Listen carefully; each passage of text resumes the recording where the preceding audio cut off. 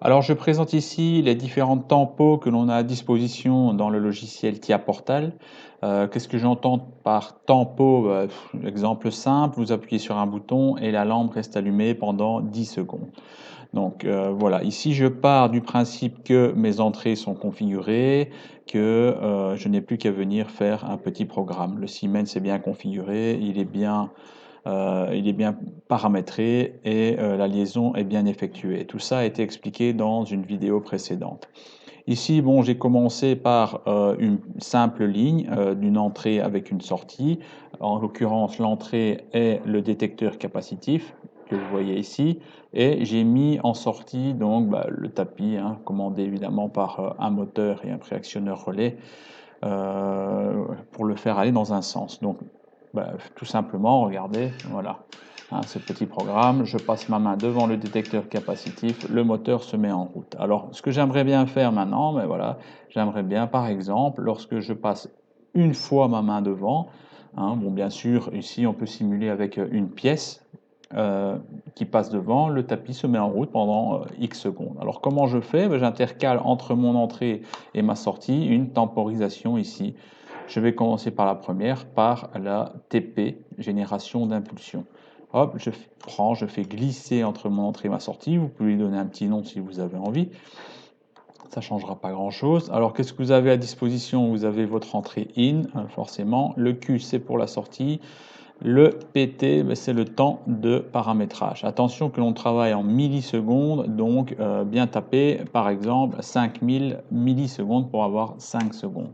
Alors, qu'est-ce qu'il faut taper sur le ET? Le ET vous donne le temps, la valeur de temps actuelle. Donc, si jamais vous voulez travailler sur une autre sortie qui puisse évoluer peut-être analogiquement ou pour afficher le temps en décompte ou autre chose. Donc voilà. Je vais injecter ici le petit programme avec ma petite tempo. Alors qu'est-ce qui doit se passer très logiquement? Lorsque je passe ma main devant le capteur, le moteur doit se mettre en marche pendant 5 secondes. J'effectue la liaison avec l'automate qui s'effectue bien. Il est déjà en route. Je peux visionner ceci et allons-y, je passe ma main devant. Et, voilà. Et vous voyez également à l'écran que la sortie passe en vert. On a un décompte au-dessus, voilà, qui nous affiche les 5 secondes qui passent. Et voilà, le moteur s'est coupé après 5 secondes. Bon, assez facile, hein, je pense, à programmer, à utiliser. Alors, je passe à la deuxième tempo. La deuxième tempo est un retard à la montée. Qu'est-ce que c'est un retard à la montée? Eh bien, vous allez actionner avec votre entrée la tempo et tout simplement le moteur va se mettre en marche après seulement à la fin de cette tempo, donc à la fin des 5 secondes. Alors, ce qu'on va peut-être mettre par contre, c'est un 7 hein, pour qu'il se mette en route. Je peux changer directement ici en appuyant deux boutons. Je passe à une tonne, donc un retard à la montée. Voilà, j'injecte de nouveau mon petit programme.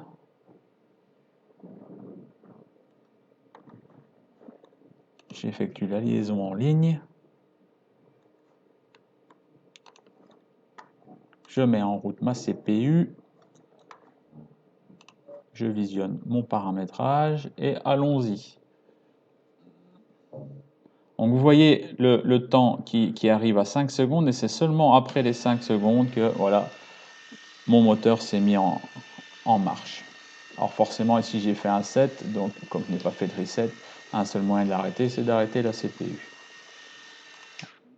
Alors faites attention, il y en a peut-être qui se posent la question, hein, mais forcément alors il faut que notre main reste devant le capteur pendant le temps de la tempo.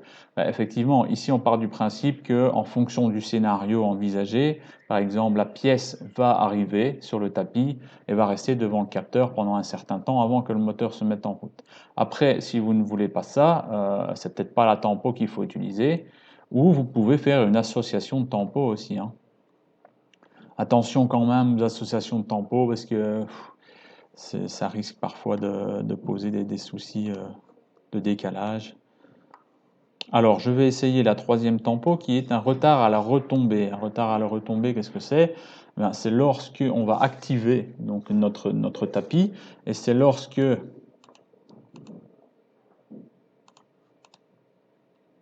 on va arrêter cette activation que le moteur va s'arrêter. Je change ici directement, je mets une TOF. Voilà, j'injecte le programme.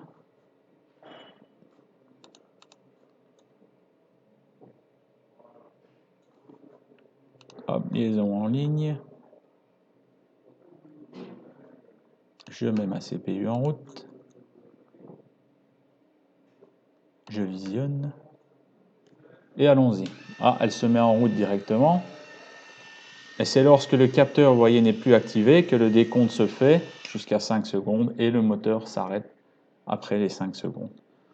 Alors évidemment, vous avez des similitudes dans vos tempos et évidemment des différences aussi. Donc il faut apprendre à utiliser la bonne tempo dans le système proposé et selon le cahier de charge évidemment.